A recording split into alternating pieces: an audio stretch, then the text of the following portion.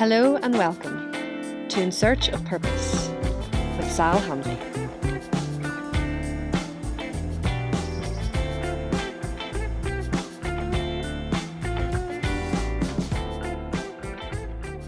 Welcome to this week's podcast. I'm Sal Hanvey, and today in Search of Purpose, I am so pleased to introduce to you Colum Sands. How are you, Colum? Very well. Good to see you, Sal. Thank you. And what are you up to today? I've been in the middle of, like a lot of people, catching up on all the things I should have done years ago. So I've been a big project of tidying up, or looking for books and trying to put them into some order. This is a book, I don't know if this is like a reverse thing on the screen, but it's No, it's good. A school book from when I was about 5 or 6 years old. And everything from that to all the books I've been meaning to read for years. I did read this one before, but all the other books. So I've been doing that today, and I've been really enjoying, trying to find, I suppose, the positive sides to this very strange situation we're in, and having time to get out and about and walk around this beautiful part of the world where we are here in Rostrevor. Rostrevor, County Down, Northern Ireland, for anyone who is afar and wide. Yes, so obviously having a chat with you today is fantastic, because there are a lot of people who are going to be interested to hear how you are, and for people who aren't overly familiar with what you do and who you are, would you like to just give a little brief outline as to your drive and purpose, Colum? Oh, well, that's a bit of a long story, and it's one that's changing all the time. But for people, the many people who won't have come across me, I kind of got into playing music years ago when I was very young, with the rest of my family.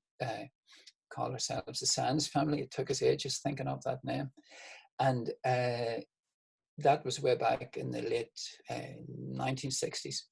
And we still play together as a band now and again. We should be in Germany just now, indeed. And out of that, I came to write a lot of songs about the times we live in and everything that's going on around us. And I'm still doing that. I've been doing it for many years. I've made about, I suppose, 10 or 11 albums over the years and played in many countries around the world. Found myself working on a radio program with BBC, which went on for about 20 years, a very enjoyable time, which gave me an opportunity to share the music of many other people, from youngsters starting off to veterans who might never have appeared if you appear on radio otherwise. So it's been a very interesting and enjoyable life so far, and I hope it can go on like this for another while, even though it's taken new directions in the last few years. It has, and it's really interesting how it's not like a role reversal, but we are in a conversation of sorts. 6 years ago I was on your program, That's right. And talking about the album that I'd written, Nostalgia Queen, and it's just, I don't know where the years go. 6 years, it's just crazy, isn't it? It flies along, and I'm sure a lot of things have changed in your life in those 6 years, as in mine, and even because of the particular time we're living in, a lot of things have changed over the last 6 weeks, the last few months. Yeah, exactly. And I always remember, because I've known you for quite a long time, my family knows your family, and my memories of a childhood were down in Rostrevor, and I always thought you were like the cool one in the family. That's I don't think you've ever actually known that I thought that way, because I was I don't know, 6 or 7 or 8 or 9 or whatever. And I just loved your clothing style, your hairstyle, your guitar playing, your singing, and I was always really mesmerized by the sorts of songs that you had written. And I can remember one I absolutely loved, which was Whatever You Say Nothing When You're Talking About You Know What. And I absolutely love that, and it's just like a wee tongue twister, and me and my mum would sometimes sing it. And I also really love Down to the Well with Maggie, and the reason that I love that is because my wee dog's called Maggie. So when I think of her and that song, I think of me and my Maggie. Yeah, well, those two songs, I suppose, are a good example of the kind of thing I would have been writing about, whether it's the quirky stuff and the things that go unsaid, here, especially in this little part of the world where we live. And then the song would go into the well with my Aunt Maggie is the kind of songs I love to write, celebrating, you know, what are apparently very ordinary people, but they're really amazing people that we can learn so much from. So that kind of is some of the direction in what I still write, and celebrating the ordinary, which includes nature all around us, very often ignored completely, you know, or misunderstood.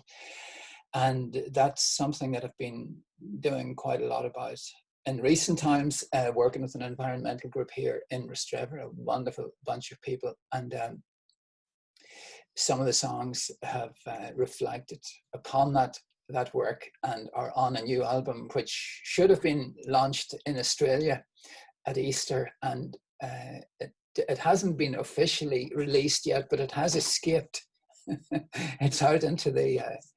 it's getting out into the open, and some great opportunities come at a time like this, you know, that might, well, it certainly wouldn't have happened otherwise. The Ulster Orchestra are also, you know, isolated at home. They can't go out on tour, and they're doing a great project whereby the musicians at home record pieces and, you know, work with other musicians. So one of the songs I had written for the new album, Songbridge, they did an arrangement for that, and 6 or 7 musicians recorded on their phones, sent their audio to me, and then we mixed that into a video which the Ulster Orchestra produced. It's a song called Better Times. And yeah, it's beautiful. Thank you. But it's lovely to do things like that you would never otherwise have done. These like times of tragedy and strangeness, they also give us, you know, they're also a challenge, and sometimes even an opportunity to build like a better world. That's right. I mean, looking at it as some form of silver lining, not necessarily, I don't want to use the word gift, you know, considering that there are so many different facets to this COVID-19 situation, circumstances, that everyone will have a different story to tell. And that's the point. With regards to the music collaboration side of things, in a virtual way, playing remotely, not having that reciprocation and energy and fire and drive that a performance brings, it is very difficult to get my head around that concept and notion. Same for me too. You know what it is to perform, and you know that you get energy from the people around you. You didn't start singing, I'm sure, to sing in a room on your own, or looking into a camera or a screen. Very few musicians did. So yeah, you miss that whole chemistry, the whole thing. If you're playing with other musicians, the very subtle things like eye contact, just tiny little signals that we send to each other, and equally the signals that an audience send to you. You know, as you sing a song in front of people, how it's done. I think you can never really say a song is finished until you've performed it, you know, in a room to people that, and even though they mightn't say anything, you get a sense of how the song is working. And I think that's a very important thing.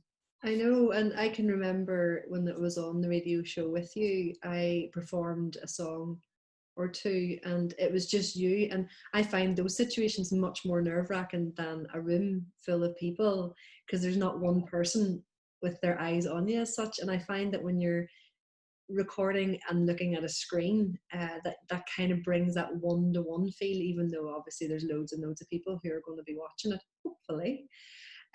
You know, I just think that we're just having to make the best out of a bad situation, and to try and find new ways of communicating. And I suppose, you know, it's got its benefits too, because there's people out there who can't access your gigs, can't get to the gigs the same way, are unable to maybe drive, or maybe they're too old or elderly, or maybe they're disabled to the point where they're housebound and things like that. You know, people don't think of those things necessarily. And, you know, even the animals and the pets in the house, they get to listen and sometimes watch. And, you know, it's those sorts of things that, you know, you don't think about, that are actually advantageous about the whole situation.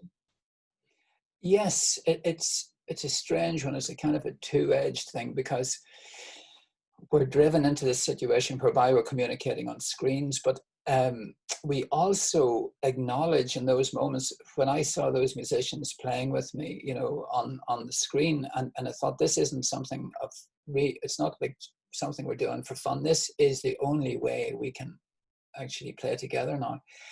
And when you go out for walks now, I'm sure you found the same. You find that people who you meet that might not have had time in the past will often stop for a chat, and there's more time. There's that other thing of very sad, but yet somehow a very powerful and moving new thing that goes on now. And at funerals, you know, there was a funeral here recently of a very well-loved man who was in his 90s. He had a pub in Rostrevor. But because people can't get together and spend the usual 3 days of mourning and celebrating that person's life and mourning their passing, when his funeral went through the village, there were quite a few people gathered in the square, and when the hearse stopped outside his pub, and people applauded for 2 minutes, and the church bells rang in both the Catholic and Church of Ireland church, and then the hearse went on up the hill with the very few people that are allowed to follow it. But what was really moving about it, and many of the people around commented, and instead of having 3 days and nights, it's all condensed into 2 minutes. And it's just as powerful. You know, it's that thing of you suddenly see time in a completely different way. Same thing a few nights ago, a niece of mine had a birthday party. She didn't have a party, she had a birthday. And her friends drove by in cars with balloons in the cars and little messages on the side of the cars.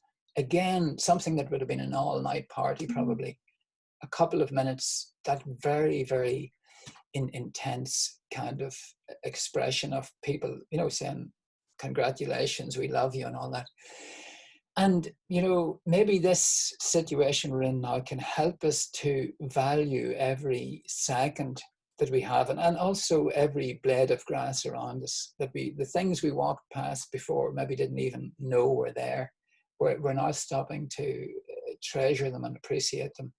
And I don't know how it is where you are, but there are signs here that nature seems to be trusting people a bit more and coming back closer. You know, we're hearing more birds, and all like this up here in the forest, we're seeing now red squirrels, pine martens. There's a stag wandering about. It just come down. We've had a dolphin swimming here just in front of the house in Carlingford Loch. So there's something about that is very calming.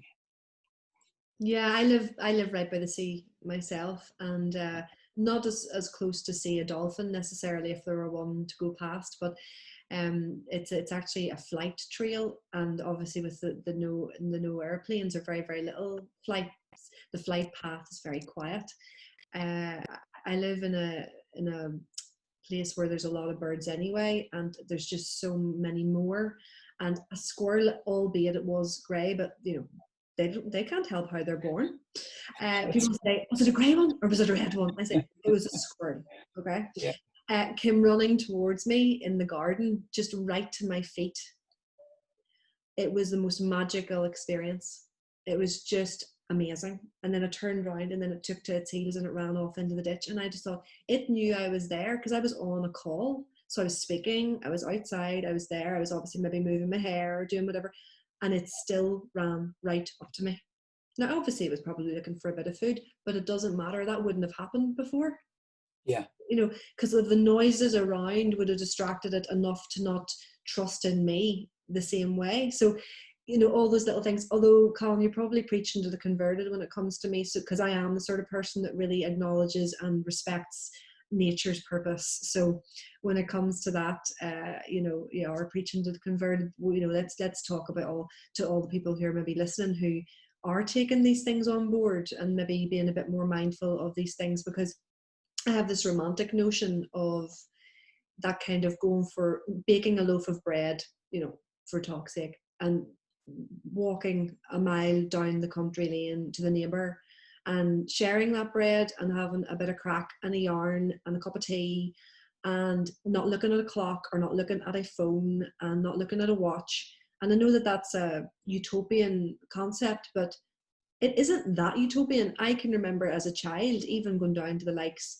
of your family's home, and days would have passed. Yeah. Days. like I would have been out in the hammock. I think I was at Tommy's, wasn't it? I'm not, I can't remember. You had a hammock in the garden. Oh yes, Thomas. Yeah, that's right. Yeah, Yeah, next door. Yeah. Mm-hmm. and you know, you were all having adult conversations, and you know, I can remember me and Sorka or something, you know, being out in the garden and whoever, sometimes on my own, and just like lying in the hammock, thinking this is amazing, you know. And now I'm on my hammock more, you know. Yeah, I took it out. It's not because of the weather getting better. It's because I'm allowing myself more time to do something that would have been considered almost guilt worthy. It's this guilt associated with not speeding up or something.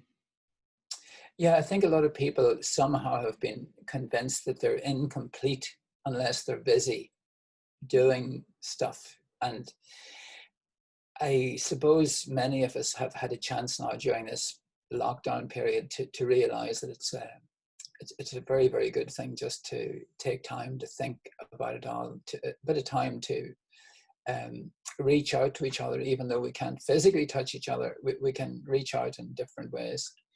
And I think that that's a very, very good thing, because we've got this very interesting kind of argument going on here, whether we must get the economy going again, you know, whether the status quo is more concerned about the health of the economy than they are about the health of the humans who make it work. And I really like some of the things that have been happening in terms of, instead of seeing celebrities in television and listening to spin doctors all the time, we're getting this chance to see and hear real people that are working, whether it's on the front line of medicine, delivering services, all of those things, or in the back line of, you know, people are literally gasping for oxygen now. Boris Johnson is alive because he got oxygen given to him, a service that wasn't available to many other people, but that's another story. The thing is, we think about the frontline workers. The backline support for oxygen is trees. Trees provide the oxygen.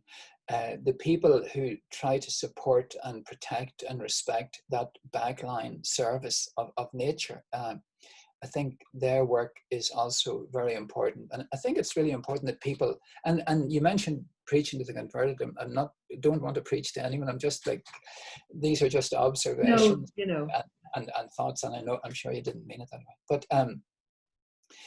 I think that this is a time when we can really think and work towards seeing the importance of nature around us, realizing that, I think it was Einstein who said, the environment is everything that isn't me. So the environment, or nature, is everything around us. We have an environmental minister here who said he lived beside the environment for many years, and that's why he felt he was qualified for the job. And I can understand, lots of us, myself included, never really, I didn't think about that until a few years ago, that we are part of the environment. I mean, this conversation's gone on through the processes in our brains, and I think our brains are made up about 60-70% of water. Mm-hmm. I think our bodies are about 60% of water as well. So, you know, we depend on water and oxygen and air, and we're all part of that which is around us. And to damage that, to destroy that nature around us, is to damage ourselves and each other. It's a bit like sitting on a branch of a tree and sawing off the branch that you're sitting on. And I would say that people that are really damaging the environment in a big way, it could be seen as a kind of an illness, if you regard it as an illness to damage yourself. Well, yeah, I agree, because I know, I think it's roughly 7% of the island of Ireland is made up of trees, not including bog and hedgerow and things like that, but actual trees, it's 7%. And that's terrible. And that because of the lack of trees, two things: we don't get the oxygen that we do, say, get in Finland, that has 77%, I think the last time I read, tree coverage for oxygen.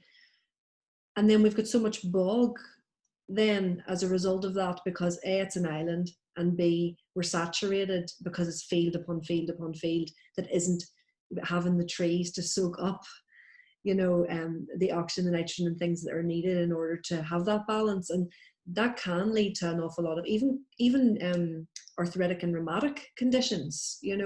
I have clients of mine, as an acupuncturist, and they come to me and, they maybe go on holiday to somewhere that's either hot or very dense tree populated. And they find that their breathing becomes better if they are COPD, asthma, bronchitis, emphysema, pleurisy, any of those sort of respiratory issues. And then the likes of any arthritic and rheumatic conditions, musculoskeletal stuff, if they're in a hotter climate, will help. So here, having the damp as a byproduct of having two little trees definitely impacts on ill health. Definitely. I agree. Yeah, and I'm not. I wouldn't know about the percentages, but I think we have the lowest in Europe. One of the lowest covers of trees, and in particular ancient woodland. And so we have right beside us here one of the last ancient woodlands in Ireland, and there's been a great movement here to protect that from inner city development, which was proposed right beside it. And that's Kilbrony, isn't it? Yeah, Kilbrony Park. It'd be Restrever Oakwood. There are maps. There's a map around here from 1602 showing the Oakwood. It's been around probably for thousands of years. But in the application for that development, some of the trees went missing on the maps that were supplied with the application, including one tree in particular, which was actually overhanging the development site, and therefore, growing inside it with roots going into it. So that became known as the invisible tree. We call that the invisible tree here. And to make the point that it was there, we made some ink from, it's a very old system of making ink. I think I have some here. It's in this little jar. From the tree itself. Yeah, we used this. This is can you see that? It's an oak gall. Yes, we have them in the garden. Okay, these have been used for but probably thousands of years. The Book of Kells was written with ink made from oak galls, and the Magna Carta as well. So we made ink, and people signed their names in ink made from the invisible tree. We brought bottles of that ink to the council in Newrymore and Down District Council, and gave some ink to the chairman of the council, pointing out that the council had approved a development which relied upon a report saying that this tree didn't exist. And so we gave them ink made from that tree. I don't know if you can see back there, there's a drawing up there. Oh, it's beautiful. I've noticed it there. Yep. Yeah, we also, some great artists around Restrever, we took some there's some branches fell off the tree. Some of them were mysteriously cut off. We made charcoal from that and did drawings. So they're not just drawings of the invisible tree, they actually are the invisible tree, because the charcoal is part of that tree. And that whole campaign made me realize how many amazing people there are all over this country trying to draw attention to some of the destruction of nature that's going on in the name of development. And that has been a fantastic journey, a really interesting journey. And we last year we entered the invisible tree in the Woodland Trust Tree of the Year award, and it won the award. So we're now looking at some houses which also disappeared in the application, invisible houses, and there'll probably be, there's a few songs inspired by it, and probably a book on the way eventually about it, just to draw attention to these things which are kind of brushed aside as a definite case of willful blindness going on at decision-making level from council chamber to high court. And we could throw up our hands in despair and say that's the way it goes, but I think it's much more interesting to make a creative response to that and have a bit of fun as well. And it just depends how much the people who are making these decisions, it'll kind of, I suppose, tests the brassness of neck that they have. But I think rather than getting only angry about it, we should find ways to point out just how ridiculous it is, this willful blindness thing, the emperor's suit of clothes idea, you know. So that has been very inspiring, and I've met some amazing people through that. That's great. And you grew up in Rostrevor, didn't you, Colum? No, I came here about 40 years ago. Okay, so tell us a bit about your backstory. I grew up near Mayo Bridge in the parish of Saville, near Mayo Bridge, and that's about 10 miles from here. And I grew up on a farm, with a small farm, 7 children, and we didn't have electricity in the house. We maybe you remember visiting there when you were very young. I think so. So it's a house where people just dropped in and told stories, sang songs, played tunes, and we grew up in that kind of environment, thinking that it was completely normal. And because that's how you take it when you're growing up, you think this is how it is.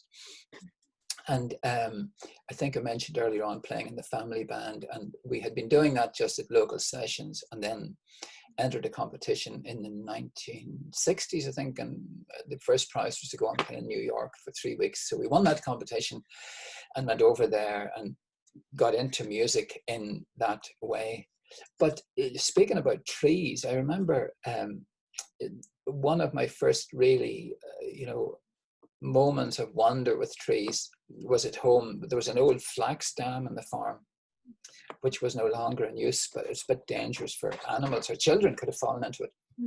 And my father put up a fence along it, and there was a wire fence with posts, but one of the posts, he cut off a willow tree, and he put the post into the ground, and the post remembered that it was a tree, and it put down roots and started to grow again. Wow. Willow is like that. And it's now, I went to see it last year, I think it was, and it's now like a huge, beautiful tree. But you can cut something right off from its roots, like literally like that branch of the willow tree.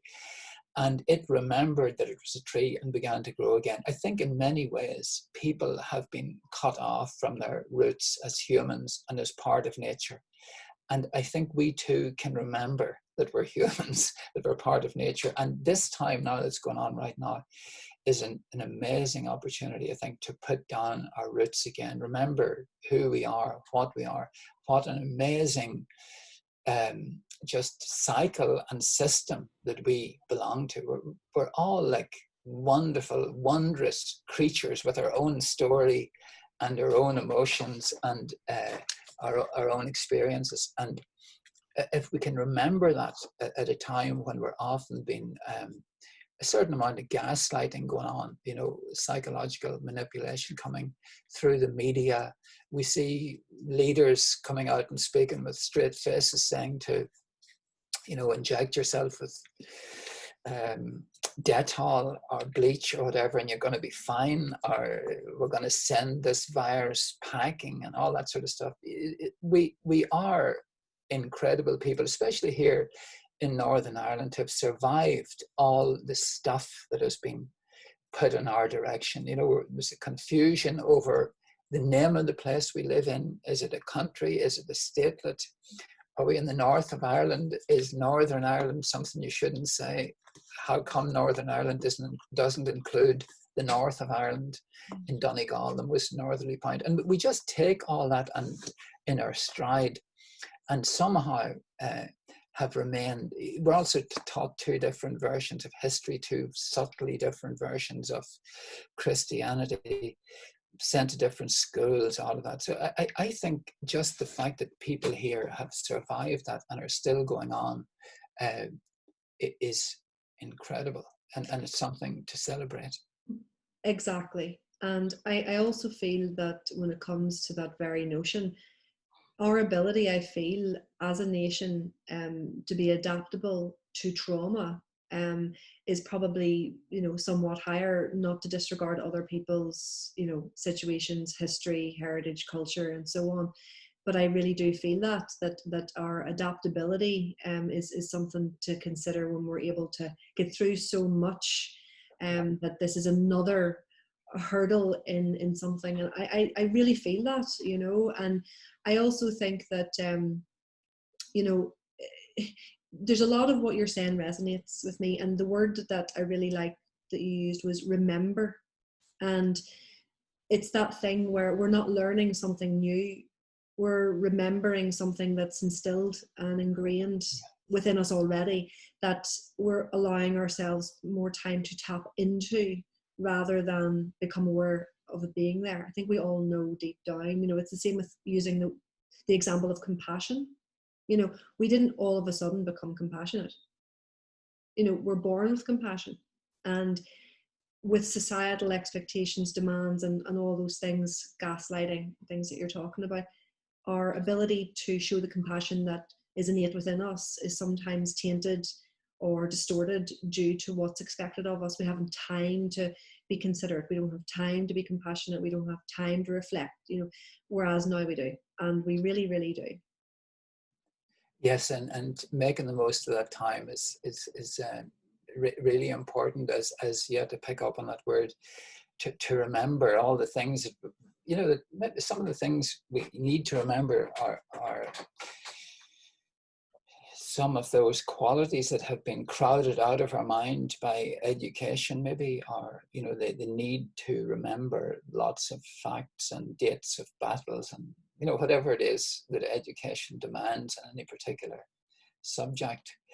And I suppose that looking at the bigger picture, you know, we can get very caught up in what our culture is or what our religion or what our color is. But if you think of the earth, you know, it's a tiny part of something that's much bigger. And the earth is a ball that is on fire. The center of it there's a hell of a fire going on in there.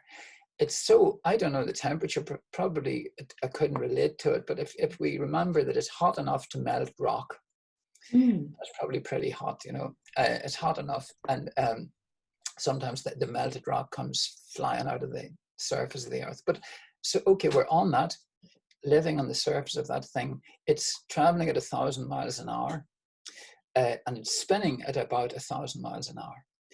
We don't know who's driving. There's people would kill you over their conviction of who the driver is. What we do know is that it's on course, and it remains on course. If you get out of bed in the morning, or I get out of bed, or anyone else, it'll keep going and will be on course through territory that we know absolutely nothing about. And that, again, is inside a solar system, which may be traveling within an even greater space. We don't even know about that yet. So when you get all excited or, you know, fall to bits over what color your hair is, or whether you've got a sore face, or, you know, whether you're a Catholic or a Protestant or a Jew or a Muslim, you know, all of those things are so tiny if you think of that bigger picture, you know. And there's something to be gained, I think, from trusting in whatever it is that makes it all work. It's working. We are causing incredible confusion as humans, partly with our actions and partly with our, you know, our tortured, overthinking minds, where we think we're not complete unless we're look like this, dress like that, you know, and so on. And it's good at a time like this just to step back and think about that stuff, I think. Well, I do as well. I just feel that everything that you're saying is 100%. It's ridiculous, actually, how similar you think to me. I mean, I use that analogy often to seek comfort. That idea of we're just a ball spinning in space. I don't necessarily look at speeds and temperatures, but I think, wow, we're literally this ball that's spinning in space. What are we worrying about? Not, I'm saying, undermining all the things that go on that are terrible. I feel I have to say that. But what I do mean is that when you're getting things into context and when you're putting things into perspective, I often find comfort in that. Sometimes I actually, when I go to bed at night, I actually think about myself, looking down on myself, not projection necessarily, but, you know, just that idea of, you know, it going like a camera going further and further and further and further, Yeah. and then coming back in. You know, and it just, it's like, it just reins in the perspective for me instantly. And I take a lot of comfort from that, to the point that I would sometimes just fall asleep in that very bubble that you're explaining. Yeah, it's a good one to to leave the day with, you know. Yeah, Yeah, exactly. Because it's so vast, and so it's not that it's uncertain, but yeah, well, there's an ambiguity there's a ambiguity ambiguity. about Yeah. it, you know, and Hmm. there's a mystery in the unknown aspect that I find extremely fascinating. You know, doesn't make me want to pick up a book on science and read the ins and outs. You know, my partner Jack, he would be very, I'd say, so tell me that story again about space, and you know, like I'm a child or something. But it's because I love that feeling. He has it all down to a T, and he has all the statistics and exactly what's happening, and the pull of the earth and the gravity and all these things, and it just fascinates me, you know. And he almost tells the same story over and over and over again, but I want to hear it over and over and over again, you know, because it fascinates me. But yeah, I suppose a lot of people think maybe we're going off on a tangent, but this is where I would feel very comfortable being. Yeah, well, it's all part of it should be part of the general discussion, you know, rather than getting totally focused on you know, like a painter who's looking at a painting like this here, you know, just right into it. It's always good to step back now and again and look at the bigger picture. And I know that's a luxury if you've got food on the table and a roof over your head. But it can maybe, you know, we can, no matter how tough this time is for us, I think just going out in the month of May and seeing all what's growing, if you just take a few seeds or little plants into the ground, you don't have to do anything else, they just grow. And that's what we are programmed to do, to grow and flourish and survive, and just to be part of a very special circle of life.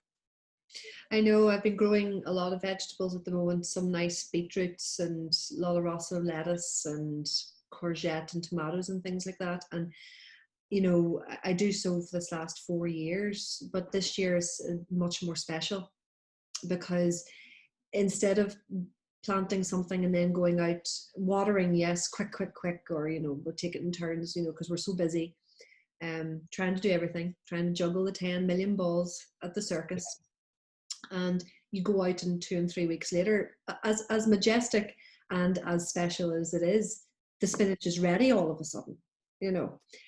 Whereas now I get to look at it every day and see it growing and see the process, and it's beautiful. Like, I love that process, and I love the cycle of a strawberry. I think the strawberry is my favorite food in the world, and the cycle of a strawberry to me is just the most magnificent cycle of any fruit or vegetable or anything, really, because you know, the tiny little thing turning into the most beautiful little flower, and then going into like a tiny little fruit, and then ending up that juicy red delicious sweet strawberry is just phenomenal to me. But again, they're the kind of things it's not like I don't value them, as was talked about earlier. It's remembering them and remembering that connection, because I definitely feel that it's primal in me, you know, to think that way. And I've been now given the opportunity where I can grow my own vegetables. I know that not everyone can, but it doesn't take much to grow a tomato in your grow bag. You don't need a Yeah. greenhouse, you know. For people who are thinking maybe that's a very idealistic way of living, but you don't need anything fancy to grow a lot of your own herbs. You just need a few pots and a bit of compost and buck it Yeah. in.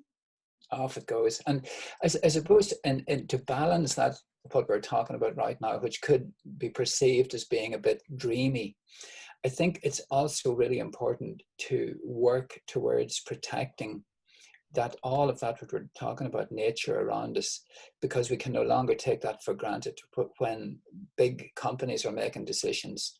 For example, factory farming here in Northern Ireland, where the amount of chemicals going into the ground is like really way above what it should be, where hundreds of thousands of chickens and pigs have been crammed into buildings. The only way they can survive is by being pumped with antibiotics, which in turn go into the very life system which supports us. And I think that's why it's very important that campaign groups are calling that out, and that they are asking those who purport to represent us to deal with that, and I think that at this time, it's very, very important to move from whatever sense of helplessness we may have, from apathy even, towards action in that regard. I have a song on the new album. It's called the Apathy to Action song, but the chorus of it says, oh, that's the way it goes. Yeah, oh, do you know? You wouldn't know. But we do know, and we have to, we really have to organize ourselves to try and change that mindset, which puts the needs of a few before the needs of all humanity, not only all humanity, but nature around us. And that's, I think it's important to draw strength from the power of nature around us so that we don't despair. But if people feel helpless and they go into the state of apathy, I think it's well proven that people's health will go down if they feel they are not part of what's going on, whether it's part of the political system or part of nature, if they're cut off completely from nature. And the cure for that is to get active, try to change things, really think about who you vote for, really think if you haven't ever voted before. It may well be because you have a sense of helplessness or apathy, but unless we move from apathy to action, we're in a hamster wheel in which nothing will ever change. But we do really have the power to change things for the better. Yeah, and it is that sense of community, and people use that term very wishy-washy, but there's something very fundamental about feeling part of a community, and that the apathy that you're talking about, and that notion that ignorance isn't bliss. It certainly isn't, no. And it's when I was young, I heard them say, no use in talking anyway. Sure, no one's going to listen, they would say. Well, maybe this was right or wrong, or just another way to yawn. But nothing ever changes while we say, oh, sure, that's the way it goes. Oh, do you know? You wouldn't know. So that song talks about that kind of thing, and it's something I think we need to sing about and think about. Well, when you say about animals being pumped, when I say this, I don't want to sound like I'm going on some vegan journey, because I'm not vegan, I'm vegetarian. And obviously people will be listening to this, or watching this. I'm vegetarian from birth. So I was born, my mum felt sick when she walked into the butcher's shop when she was pregnant with me, and she couldn't eat meat, handle it, touch it, cook it, smell it, nothing. But with my brothers, she didn't have that curse, and she was able to eat meat through the pregnancy, and they ate meat and still do. So I've never eaten meat in my life, not because of some radical activist fundamental reason, just it's innate in me not to want to eat meat.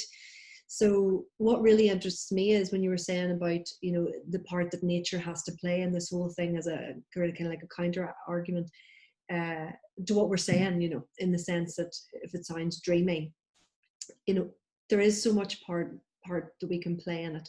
For example, I think it's 85% of soya is grown to feed animals, so that we can eat animals.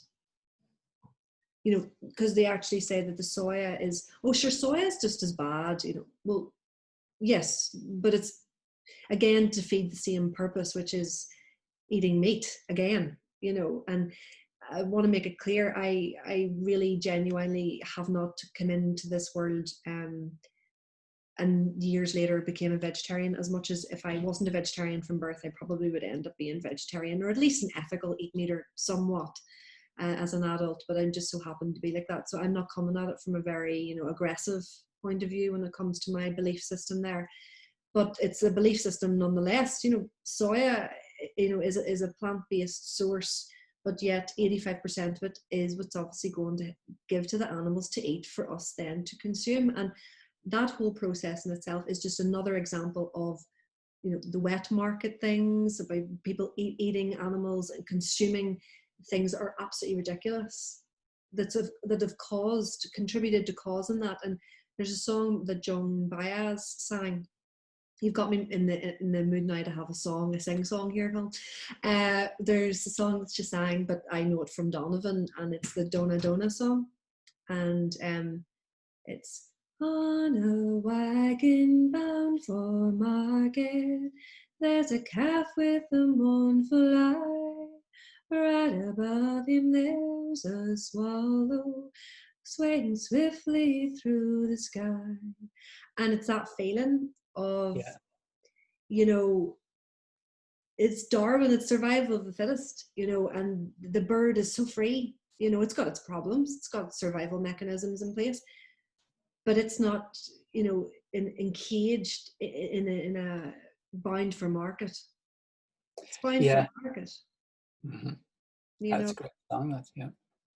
Donna, Yeah. Donna, Donna, Donna. It's so Mm-hmm. beautiful. You know, I'm gonna actually learn that, I think, today. To play on the guitar is what I mean. Yeah. Yeah. Very good. Well, yeah, it's all very interesting stuff. I suppose the whole thing with food, some of us are in a position of luxury whereby we can really choose what we want to eat. You know, if we were in certain situations, we would eat anything we could get our hands on to survive. You know, but it's a big subject, and but worth looking into. There's a particularly ironic situation here, I suppose, at the moment now, where you have factory farms, and at a time when people are like gasping for oxygen, there's a big CO2 tank installation going in nearby here in Warren Point for carbon dioxide. That's used for many different things, included in, you know, food processing, putting fizz in drinks if that's important. It's also used for kind of distracting pigs from getting the fact that they're getting their throats cut, basically. And I just read in the paper the other day that some like thousands of pigs will be killed because there aren't workers to go and work in the factory farms where they are. And there will be, at this time when we're struggling for oxygen, CO2 will be used to suffocate the pigs. And I'm just pointing out the irony of that situation, of how humans can really how we can get ourselves into terrible tangles when the food industry is driven by profit only, rather than some kind of thought about how we can do this. I think it was Gandhi said there's enough to feed humanity's need, but not humanity's greed, the greed that is within a few people that, you know, that put money before all other things. And that's something that we just simply have to address and take action upon any way that we can. I know, and I think that, you know, as terrible as we keep reiterating this situation is, I think that maybe something, you know, rewind 4 months, 3 months, right? These are conversations that you would have been having, that I would have been having, that people would have been having. We're not just having it because of the situation. We're using an example within COVID that's brought us to talk about it, but it's reinforcing it on a much greater level due to the velocity and the sheer impact that this is having in such a short space of time, to the point where I'm hoping that this will give us the kick up, the proverbial, that we need, quicker than it was going, because, you know, it wasn't fast enough. Yeah, we have a real chance now, as many people have said, to redefine where we want to go, and just work on a new kind of normality. And I'm going to have to go very shortly here, Sal, but that's probably the thing to is the idea of hope, in that nature knows how to work. It keeps on course. Trees rooted out remember their trees and they'll start growing again. Humans have the power to do that. They have the power, incredible power, to adapt and be resilient. And we don't need to just imagine that. We can see it in front of us in the people that are working right now in those wards where people are suffering from the COVID virus. We can see it in the people that are jumping into trucks and delivering food and collecting bins. All of that is the spirit that's in humanity, and that we have to draw upon and celebrate and grow with, get our roots back into the ground and grow bigger and stronger and with more care and kindness towards each other and all that's around us.